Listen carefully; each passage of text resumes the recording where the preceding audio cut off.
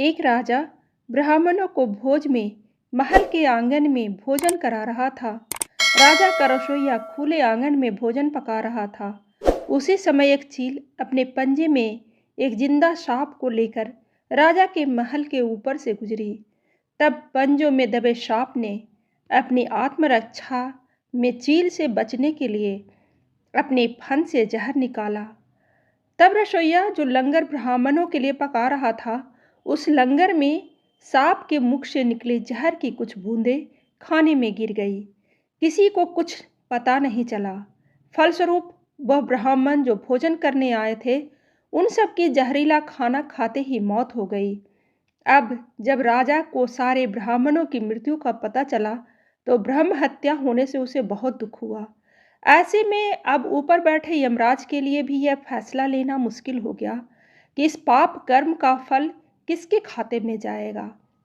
पहला, राजा जिसको पता ही नहीं था कि खाना जहरीला हो गया है, या रसोइया जिसको पता ही नहीं था कि खाना बनाते समय वह जहरीला हो गया है, या वह चील जो जहरीला सांप लिए राजा के ऊपर से गुजरी, या फिर वह सांप जिसने अपनी आत्मरक्षा में जहर निकाला।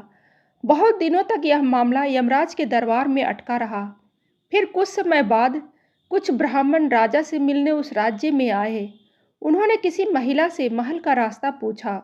उस महिला ने महल का रास्ता तो बता दिया, पर रास्ता बताने के साथ साथ ब्राह्मणों से ये भी कह दिया कि देखो भाई, जरा ध्यान रखना, वह राजा आप जैसे ब्राह्मणों को खाने में जहर देकर मार देता है। बस जैसे ही उस महिला ने ये शब्द कहे, उसी समय यमराज ने फैसला ले लिया कि उन मृत ब्राह्मणों की मृत्यु के पाप का फल इस महिला के खाते में जाएगा और इसे उस पाप का फल का भुगतान करना होगा। यमराज के दूतों ने पूछा, प्रभु ऐसा क्यों, जबकि उन मृत ब्राह्मणों की हत्या में उस महिला की कोई भूमिका भी नहीं थी।